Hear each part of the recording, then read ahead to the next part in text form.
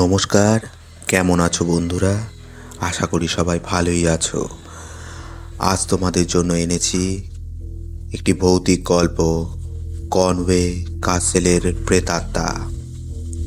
এই গল্পটি আমরা নিয়েছি সত্যজিৎ রায় রচিত তারিণী খুলোর কৃত্রিকলাপ এই বইটি থেকে। তবে শুরু করা যাক আজকের গল্প। আজকের গল্প কনওয়ে কাসেলের প্রেতাত্মা। তারিণী খুড়ো তার এক্সপোর্ট কোয়ালিটির বিড়িতে দুটো টান দিয়ে বললেন, ভূতের গল্প অনেকেই বলতে পারে, তবে পার্সোনাল এক্সপেরিয়েন্স থেকে বলা গল্পের জাতি আলাদা। সেটা আর কজন পারে বল? আপনি পারেন? প্রশ্ন করল ন্যাপলা। বলে খুড়ো অন্যদিকে চাইলেন। তারিণী খুড়োর এক্সপেরিয়েন্সের স্টক যে অফুরন্ত সেটা আমরা জানি। এই সেদিন অবধি সারা দেশময় টোটো করে বেরিয়েছেন। ভারতবর্ষের ৩৩টা শহরে ৫৬ রকমের কাজ করেছেন উপার্জনের জন্য। তবে ১ বছরের বেশি কোনো কাজেই টিকে থাকেননি, সে ব্যবসায়ী হোক আর চাপকেই হোক। এখন ৬৪ বছর বয়সে চরকিবাজি থামিয়ে কলকাতায় এসে রয়েছেন বেলেডোলা লেনের একটি ফ্ল্যাট নিয়ে। এখানে বলে রাখি, তারিণী খুড়ো সকলেরই খুড়ো। বাবাও খুড়ো বলেন, আমিও বলি। ন্যাপলা একবার ওকে দাদু বলতে চেয়েছিল, তাতে খুড়ো মহাক্ষেপে বললেন, এখনো বাস না পেলে অক্লেশে হেঁটে আসি বেনেডলা টু বালিগঞ্জ। দাদু আবার কি খুড়ো বলবি। আমি আর পাড়ার ৫টি ছেলে মিলে আমাদের দল। আমাদের বাড়িতেই আসেন তারিণী খুড়ো। এলেই খবর চলে যায়, আর ৫ জন তুরন্ত চলে আসে খুড়োর গল্পের লোভে। একটা গল্পে পুরো একটা সন্ধে কেটে যায়।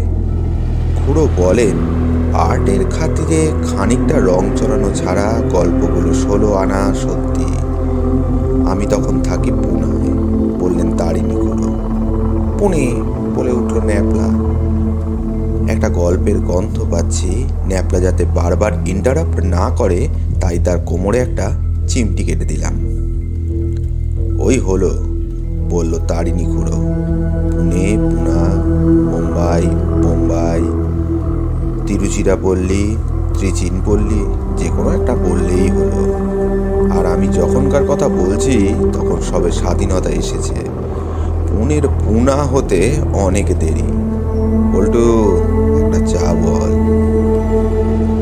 আমি লক্ষণকে ডেকে চা অর্ডার দিলাম, দুধ চিনি ছাড়া চা। আর খুড়ো তার গল্প শুরু করল। আমি রয়েছি আমার এক বন্ধু রাধানাথ চাটুর্যের বাড়ি।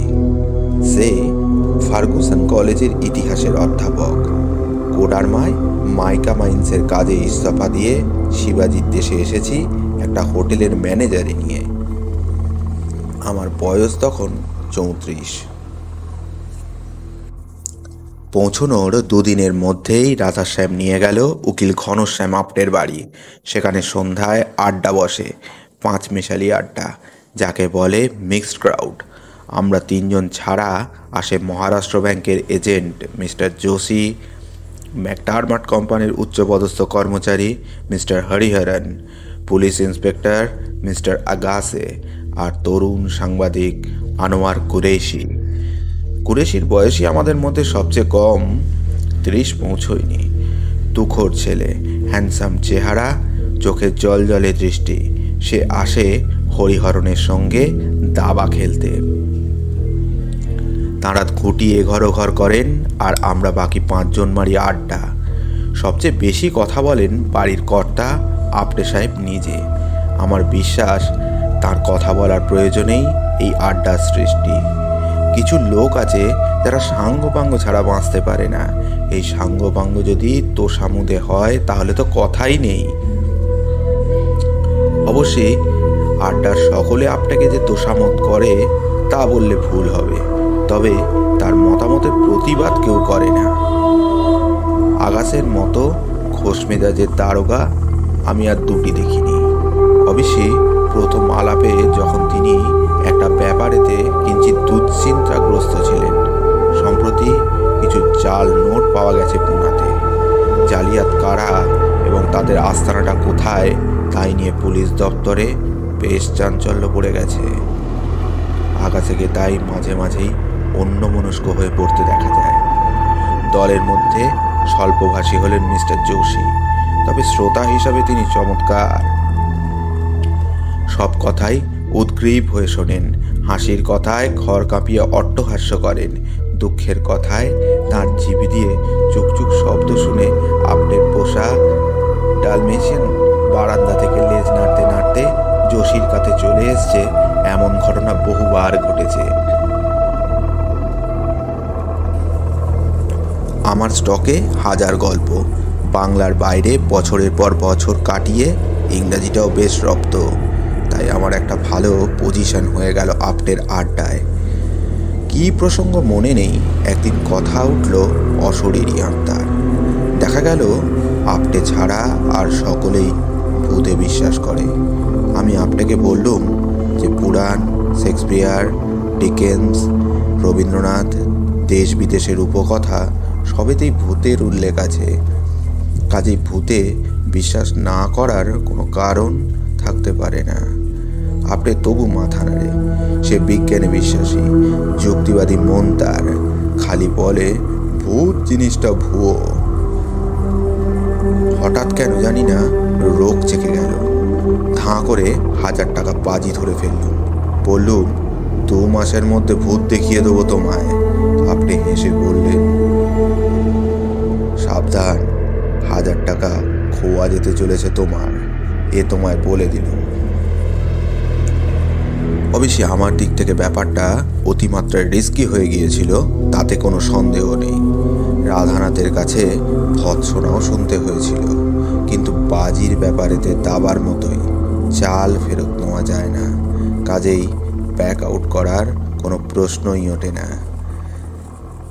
তারই দিন 7 বাদে আমাদের আড্ডায় এলেন প্রফেসর অটো হেলমার, জার্মানির স্টুটগার্ট শহরের বাসিন্দা। ভদ্রলোক পক্ষীবিদ, ভারতবর্ষে এসেছেন ভারতীয় পাখির ডাক রেকর্ড করতে। টেপ রেকর্ডার জিনিসটা তখন সবে আবিষ্কার হয়েছে।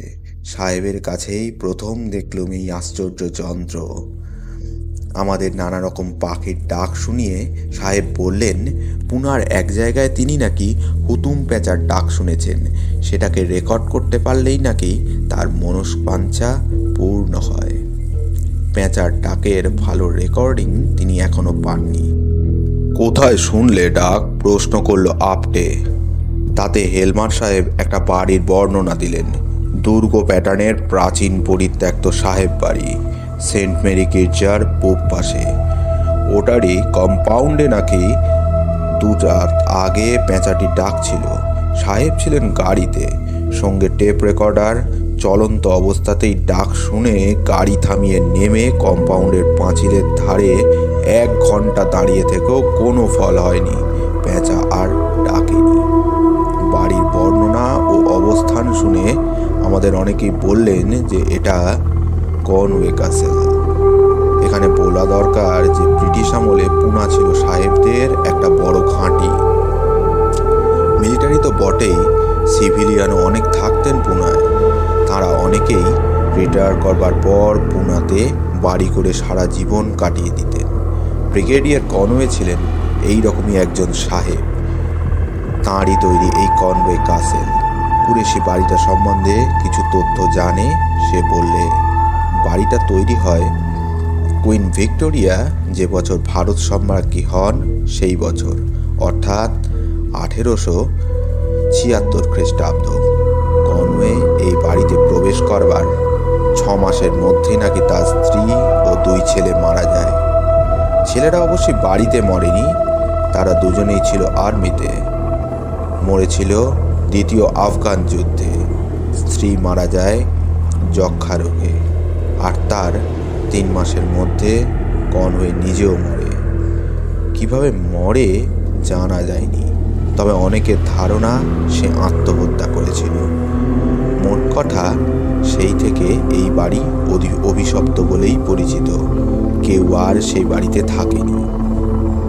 সকলের পক্ষে সম্ভবও হতো না, কারণ এত পেল্লাই বাড়ি মেনটেন করা মুখের কথা নয়।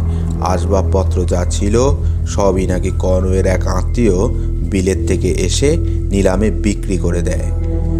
রাধানা সব শুনে টুনে বলল, কনওয়ে সম্বন্ধে একটা ঘটনা শুনেছি, সেটা স্বদেশী আন্দোলনের সঙ্গে যুক্ত।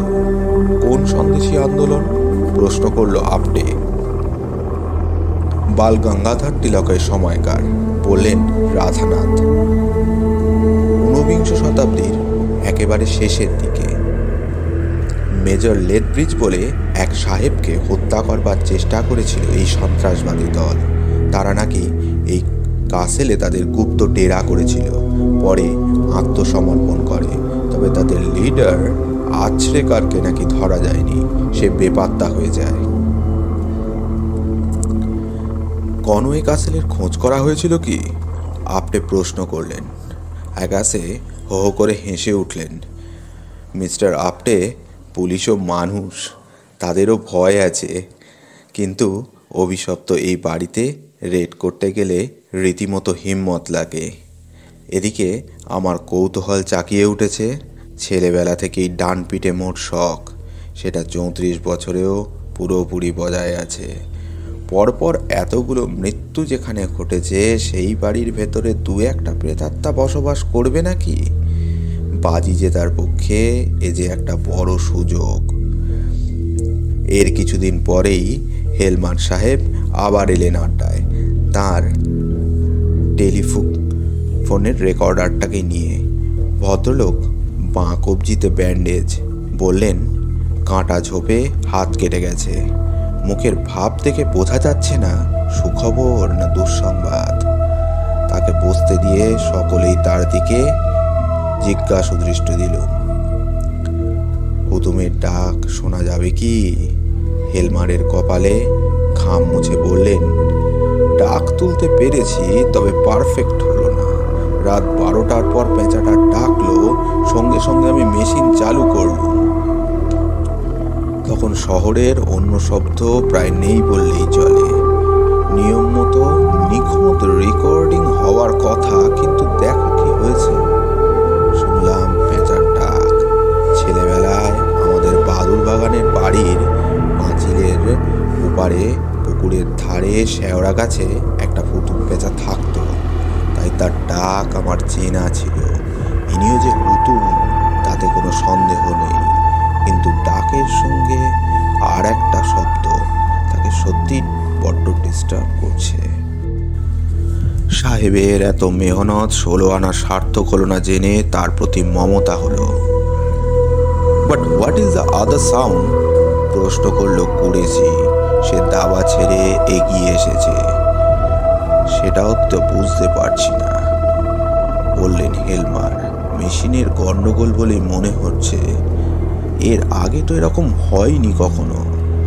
শুনে মনে হয় একটা যান্ত্রিক শব্দ, খটাং খটাং খটাং খটাং, এই রকম। খুবই ক্ষীণ, কিন্তু জার্মান পক্ষীবিদের মন যে তাতে খুঁতখুঁত করবে তাতে আশ্চর্যের কিছু নেই। প্লে দ্যাট এগেইন প্লিজ, হঠাৎ বলে উঠলেন ইন্সপেক্টর আগাসে। তার শরীরটা টান, আর চোখে এক অদ্ভুত তীক্ষ্ণ দৃষ্টি, শিকারের গন্ধ পেলে যেমন হয় হিংস্র জানোয়ারের। হেলমার টেপটা ব্যাক করে আবার চালালেন। আগাসে কোমর থেকে শরীরটা ভাঁজ করে কানটা নিয়ে গেছে একেবারে স্পিকারের কাছে। ততক্ষণে অবশ্য আমিও বুঝে গেছি আকাশে কি ভাবছেন। শব্দটা শুনে প্রিন্টিং মেশিনের কথা মনে হয়। ছোট পায়ে চালানো কল, যাকে বলে ট্রেডল মেশিন। এই রকম যন্ত্রই সাধারণত ব্যবহার হয়ে থাকে নোট জাল করবার কাজে।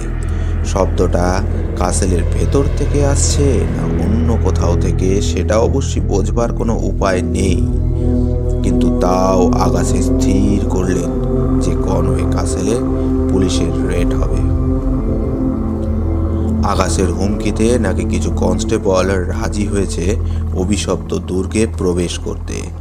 তেমনই খোশমেজাজ হলে কি হবে, অফিসার হিসেবে নাকি ভদ্রলোক অত্যন্ত কড়া। আমি কিঞ্চিত নিরাশ বোধ করছি। জালিয়াতরা যেখানে আস্তানা গেড়েছে সেখানে ভূত থাকার কোনো সম্ভাবনা আছে কি? মনে তো হয় না। পরের দিন রাত্রিরেই রেড। আড্ডা সকলেই ফলাফলের জন্য উদগ্রীব। এমন সময় ইন্সপেক্টর সাহেব এসে হাজির। সে কি, তোমাদের তো আজই রেড হওয়ার কথা ছিল? আমাদের হয়ে বিস্ময় প্রকাশ করলেন আপটেই সবার আগে। অ্যাগাসে একটু বোকা হাসি হেসে মাথা নেড়ে সোফায় বসে পড়লেন। ভাবতে পারো, আজ বিকেলে 5টায় গ্যাং ধরা পড়েছে। কোথায়? আমরা সমস্বরে জিজ্ঞাসা করে উঠলুম। নাসিক, বললেন আগাসে। তাহলে ওই শব্দটা টেপ রেকর্ডারেরই কোনো গন্ডগোল হবে। ওটা বাইরের কোনো শব্দ নয়। কাল মাঝরাত্রিরে আমি কাসেলের চারপাশে ঘোরাঘুরি করে কোনো শব্দই পাইনি। আর কিছু বলার নেই। সমস্ত ব্যাপারটার মধ্যেই একটা বেলুন চোপসানো ভাব, অথচ তার কোনো কারণ নেই। জালিয়াতের থল ধরা পড়েছে তো ভালো কথা, শুধু পুনার কনয়ে কাসেলে ধরা না পড়েছে অন্য শহরের অন্য জায়গায়। কিন্তু তাও বলতে হবে, যা ঘটেছে তার মধ্যে যেন নাটকের অভাব। অবশ্যই পর মুহূর্তেই মনে হলো, জালিয়াত যখন নেই তখন ভূত থাকতে বাধা কি? কনয়ে কাসেলে একবার হানা দিলে দোষ কি? চাটা শেষ করে আমি কথাটা বেড়ে বসলাম। কে কে যেতে রাজি আছো বলো? যোশী গোড়াতেই বলল তার ধুলোয় অ্যালার্জি, তাই এই পুরো বাড়িতে তার যাওয়া সম্ভব নয়। হরিহরণ বললেন, আমি যাব, কিন্তু আপটে সাহেবেরও যাওয়া চাই। ভূত যদি থাকে তো সেটা তার চাক্ষুষ দেখা উচিত। আমার কথা উনি নাও মানতে পারেন। আপটে বললেন, ঠিক আছে, আমি যাব, এবং আমি সঙ্গে ক্যাশ 1000 টাকা নিয়েই যাব। আর কন্ডিশন হলো মিস্টার ব্যানার্জিও যেন সঙ্গে টাকা রাখেন। বাজির টাকা ফেলে রাখা নিয়ম বিরুদ্ধ। আমি বললুম, তথাস্তু, তাহলে কালই হোক এক্সপিডিশন। এইখানে কুরেশি বলল তাকে নাকি 2 দিনের জন্য কোলাপুর যেতে হবে একটা রিপোর্টিংয়ের ব্যাপারে। ফিরে এসে সে যেতে প্রস্তুত। আমরাও তাতে রাজি হয়ে গেলুম। আগাসে এতক্ষণ চুপ করে আমাদের কথা শুনছিল। এবার সেই মুখ খুললেন। জেন্টলম্যান, তোমাদের একটা প্রশ্ন করতে চাই। কাসেলের দরজা যদি তালা দিয়ে বন্ধ থাকে, তাহলে সেটা খোলবার যন্ত্র বা জানলা ভেঙে খোলবার সরঞ্জাম তোমাদের আছে কি? কাজটা কিন্তু সহজ নয়। এই প্রশ্নের জবাব অবশ্যই হ্যাঁ হতে পারে না। আমরা যেটা আছে সেটা হলো উৎসাহ আর উদ্যম। যন্ত্রপাতি থাকবে কোত্থেকে? আমরা ওর মুখে চাওয়াচাই করছি দেখে আকাশে একটু হেসে বললেন, কাজেই বুঝতেই পারছো আমি ছাড়া তোমাদের গতি নেই। ভালোই হলো, শুধু জানলা ভাঙার দরজা ভাঙার সরঞ্জামই নয়, একটা আগ্নেয়াস্ত্র থাকবে সঙ্গে। এটাও কম ভরসা নয়।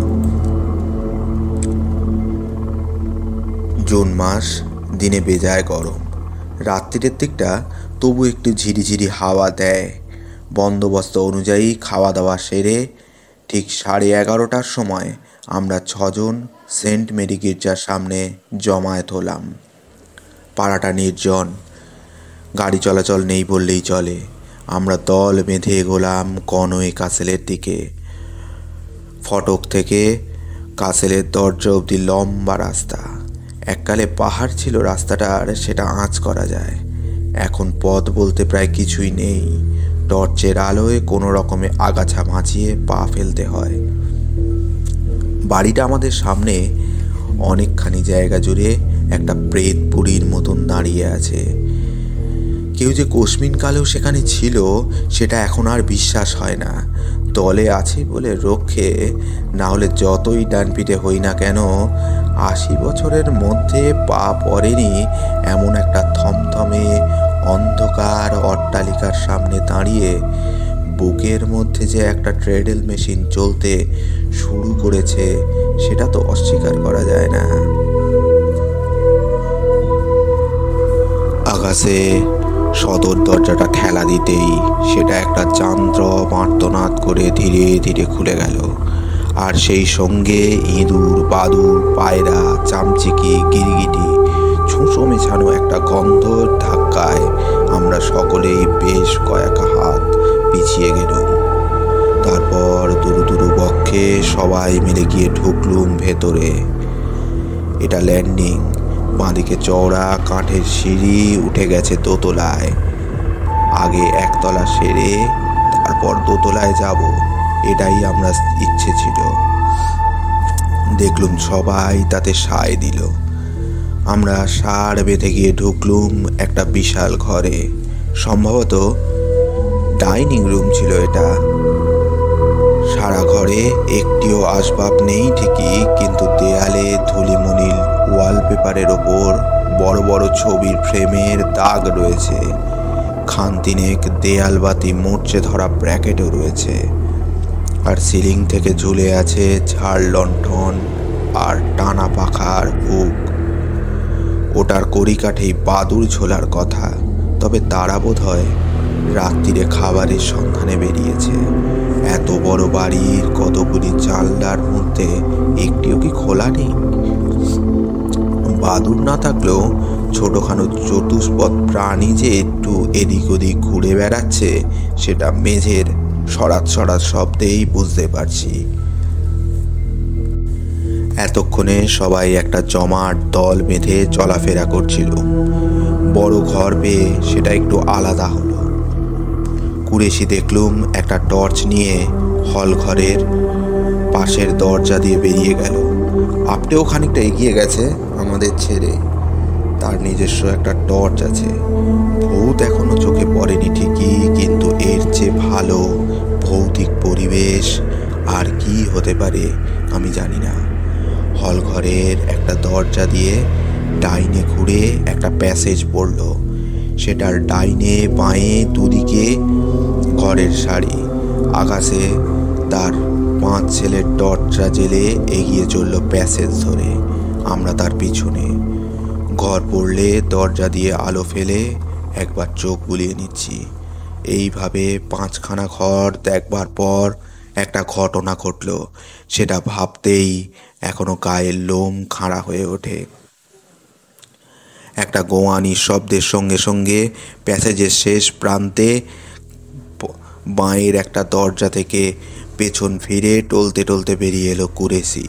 তার মুখ দেখলে পাওয়া যাচ্ছে না ঠিকই, আতঙ্কের ছাপ রয়েছে সর্বাঙ্গে, সেটা বোঝা যাচ্ছে। ঘাড় কুঁজো, হাত দুটো পেছনে, এবং কনুইয়ের কাছটা ভাঙা। হাতের আঙুলগুলো ফাঁক। আকাশের সঙ্গে আমরাও দৌড়ে গেলাম কুরেশির দিকে। আপনি তখন আমাদের সঙ্গেই রয়েছে। কি হলো, কি ব্যাপার? আকাশে ব্যস্তভাবে প্রশ্ন করল। কুরেশি কাঁপা কাঁপা হাত দিয়ে খোলা দরজার দিকে দেখিয়ে দিল। ঘরের ভেতর আলকাতরা অন্ধকার। আকাশে তার টর্চ ফেলতে ফেলতে প্রথমে বিপরীত দিকের দেয়াল ছাড়া আর কিছুই দেখা গেল না। তারপর টর্চটা একটু তুলতেই যা দেখলাম তাতে শরীরের রক্ত হিম হয়ে গেল। সিলিং থেকে ঝুলছে দড়ি, আর সেই দড়ির ফাঁস দিয়ে বাঁধা একটা আস্ত নরকঙ্কালের গলায়। ধন্যী ইন্সপেক্টর আগাশে। এইরকম মুহূর্তেও সে দিব্যি ঠান্ডা গলায় বলল, ইনি সেই স্বদেশী গ্যাংয়ের লিডার আচ্ছেকার বলে মনে হচ্ছে। এই কারণে বেপাত্তা হয়ে গিয়েছিলেন ভদ্রলোক। But A skeleton is not a ghost. ঠিক বলেছিল আপনি। এবং তিনিও যেন দিব্যি স্বাভাবিকভাবে কথাটা বললেন, তাতে তার নার্ভের তারিফ না করে পারা যায় না। সরি, বললেন কুরেশি। হঠাৎ সামনে কঙ্কালটা দেখে বেসামাল হয়ে পড়েছিল। কিন্তু ওটা কি? প্রশ্ন করল আকাশে। টর্চের আলো এখন সিলিং থেকে নিচের দিকে নেমেছে। ঘরের কোণে ধুলো আর মাকড়সার চালে মুড়ি দেওয়া কিসের যেন একটা স্তূপ। আলোটা ভালো করে ধরে বুঝলুম জিনিসটা কি, আর পরে একেবারে তাজ্জব বনে গেল। এ যে দেখছি একটা ট্রেডেল মেশিন। এখানে ছাপার যন্ত্র কি করছে? আকাশে ব্যাপারটার একটা সহজ এক্সপ্লানেশন দিল। বলল, এটা যদি সন্ত্রাসবাদীদের ঘাঁটি হয়ে থাকে তাহলে ছাপার কল থাকা অস্বাভাবিক নয়। 1 নম্বর, তাদের মুখপত্র লুকিয়ে ছাপানোর জন্য কলের ব্যবহার হতো। 2, সন্ত্রাসবাদীরা টাকার প্রয়োজনে নোট জাল করেছে, এও অনেক শোনা গেছে। রাধানাথ একথায় সায় দিল। মাথার ওপর ঝুলন্ত কঙ্কাল আর নিচে নির্জীব যন্ত্রটা অদ্ভুতভাবে যেন এক অতীত যুগের সাক্ষ্য দিচ্ছে। আরও অনুসন্ধানের প্রয়োজন আছে কি? প্রশ্নটা করল আপনি। আমরা সকলেই বললুম যে যখন এসেছি তখন সারা বাড়িটা না দেখে ফিরব না। আমি অবশ্যই কথাটায় সবচেয়ে বেশি জোর দিলুম। কঙ্কাল হলো মৃত ব্যক্তির দেহের পরিণাম। তার আত্মা কি অবস্থায় আছে তা কে বলতে পারে। প্যাসেজ দিয়ে যখন উল্টো মুখে অর্ধেক পথ এসেছি তখন শুনতে পেলাম সেন্ট মেরি চার্চের ঘড়িতে ঢং ঢং করে 12টা বাজল। ঘন্টার রেশে মিলিয়ে যাবার সঙ্গে সঙ্গেই আর একটা শব্দ শুরু হলো, যেটা আমাদের হাঁটা বন্ধ করে দিল। যে ঘর থেকে এলাম সে ঘর থেকেই আসছে শব্দটা। ট্রেডেল মেশিন চলতে শুরু করেছে আর তার শব্দে সারা কনওয়ে কাসেল গম গম করছে। সেই সঙ্গে মাথার ওপর টানা ঝটপটানি শুরু হয়েছে, কারণ ঘুলঘুলির বাসিন্দা পায়রাগুলোর ঘুম ভেঙে গেছে প্রেসের শব্দে। আমরা 6 জন রুদ্ধশ্বাসে শব্দটা শুনছি। দ্বিতীয়বার ওই ঘরের দিকে যাওয়ার কোনো মানে হয় না, কারণ আমরা জানি সে ঘরে যন্ত্র চালানোর মতো কোনো লোক নেই।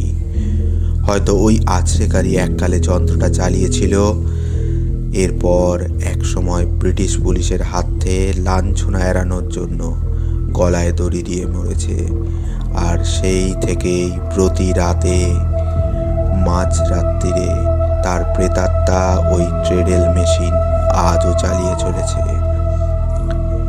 তার মানে হেলমারের রেকর্ডারে যে শব্দটি উঠেছে সেটা এটারই শব্দ। কনওয়ে কাসেলের বাইরে বেরোবার পর বেশ কিছুক্ষণ কারোর মুখে কোনো কথা নেই। হরিহরণ অসুস্থ বোধ করছে। সে গিয়ে তার গাড়িতে উঠে পড়ল। কথা ছিল আপনি তার গাড়িতে আমাদের বাড়ি পৌঁছে দেবে। তার ডজ সিডেনে উঠবার আগে সে আমার হাতে একটা খাম ধরিয়ে দিল। 100 রুপিস নোটস, গুনে নাও। আমি তখন রীতিমতো অস্বস্তি লাগছে, তবে এ তো আর এলেবেলে খেলা নয়। এ বেট ইজ এ বেট।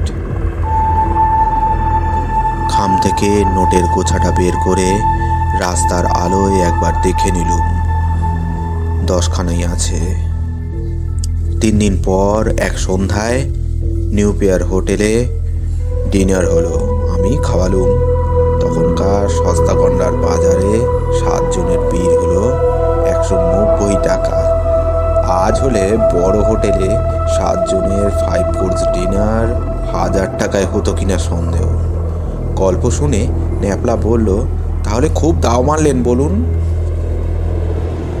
খুড়ো উত্তর দিতে একটু সময় নিলেন, কারণ সদ্য আনা 3য় কাপ চায়ে গলা ভেজানো আছে, তারপর বিড়ি ধরানো আছে।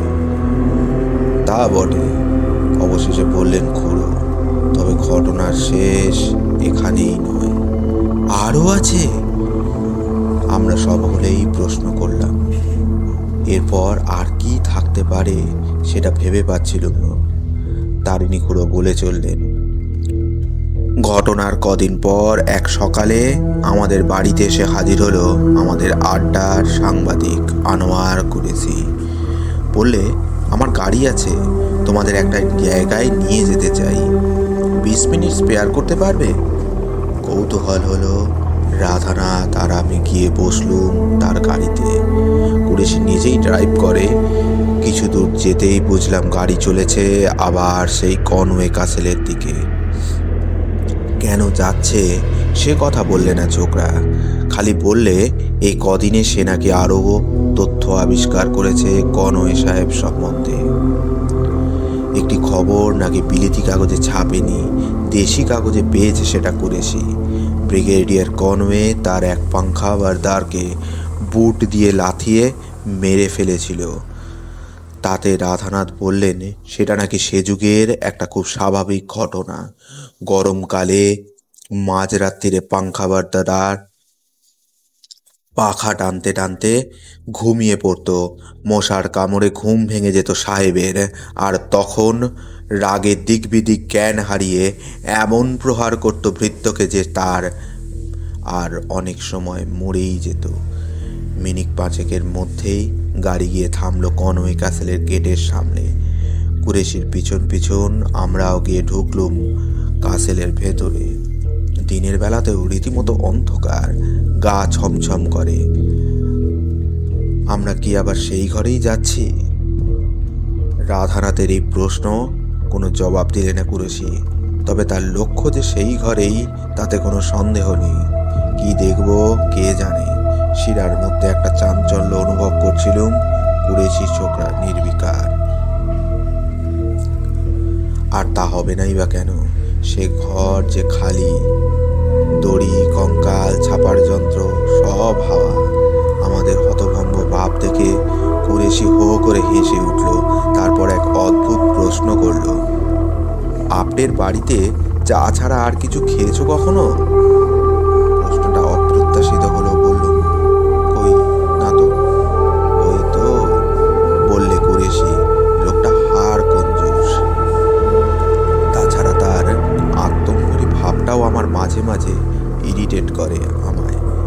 তুমি বাজিটা ফেলে মোটেই বুদ্ধিমানের কাজ করনি। তোমার নির্ঘাত 1000 টাকা খুঁজত, তাই ভাবলুম কনওয়ে কাছে যদি ভূতের ব্যবস্থা করতে পারি তাহলে তোমারও লাভ, উনিও জব্দ। তাই 2 দিন সময় চেয়ে নিয়েছিল। কঙ্কালটা আমার বন্ধু আর্টিস্ট কুলকার্নির বাড়ি থেকে আনা। ট্রেডেল মেশিনটা শিবাজি জবরেসের। প্রোপাইটার মধুকর দণ্ডির ছেলে আমার সঙ্গে স্কুল পড়তো। ওটার জন্য কিছু দক্ষিণা লাগবে।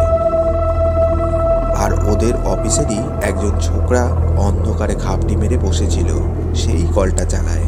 বেচারা অনেক মশার কামড় খেয়েছে, তাকেও কিছু বকশিস দিয়েছে। আমি আর কথা বলতে দিলুম না কুরেশিকে। এক হিসাবে পুরো টাকাটাই ওরই প্রাপ্য, কিন্তু 500-র বেশি কিছুতেই নিতে রাজি হলো না। প্যাসেজ থেকে বেরিয়ে যখন ল্যান্ডিংয়ে আসছি তখন কুরেশি বলল, একবার দোতলায় যাবে নাকি? দেখবার জিনিস আছে কিন্তু। এলেই যখন। কাঠের সিঁড়ি দিয়ে যুদ্ধের দামামার মতো শব্দ তুলে 3 জন ওপরে গিয়ে হাজির হলুম। ল্যান্ডিং পেরিয়ে বৈঠকখানা।